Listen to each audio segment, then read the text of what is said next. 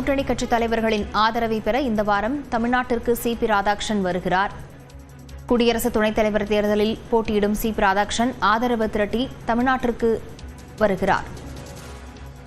இது தொடர்பான விவரங்களுடன் செய்தியாளர் சுபாஷ் இணைந்திருக்கிறார். சுபாஷ், விவரங்களை பதிவு செய்யலாம். சி.பி. ராதாகிருஷ்ணன் தேசிய ஜனநாயக கூட்டணி கட்சி சார்பாக தற்போது குடியரசு துணைத் தலைவருக்கான ரேஸ்ல இருக்காரு. சுதர்சன் ரெட்டி இந்திய கூட்டணி சார்பாக இந்த ரேஸ்ல இருக்காங்க.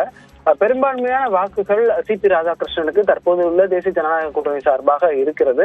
அவருடைய சொந்த மாநிலம் தமிழகத்துக்கு அவர் எப்போ வருவார்ன்ற ஒரு எதிர்பார்ப்பு இருந்தது. பெரும்பாலும் இன்னும் ஒரு ஒரு வார நாட்கள்ல அவர் சென்னை வருவார் அப்படின்றத எதிர்பார்க்கிறாங்க. குறிப்பா சொல்லணும்னா பாஜகவுடைய மூத்த தலைவர்கள் நிர்வாகிகளை சந்திச்சு ஒரு கலந்துரையாடல் இருக்கும். அதுக்கப்புறம் கூட்டணி கட்சி தலைவர்களை சந்திச்சு அவங்க கூட பேசுறதுக்கான வாய்ப்புகள் இருப்பதாக சொல்லப்படுகிறது. தமிழ்நாட்டை பொறுத்தவரை அதிமுக திமுக ஆகிய 2 கட்சிகளுக்கு தான் எம்பிஸ் இருக்காங்க.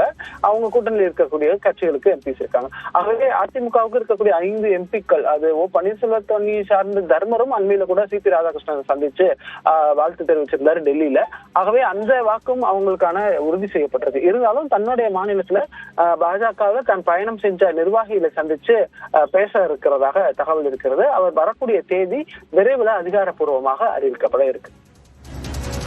விவரங்களுக்கு நன்றி.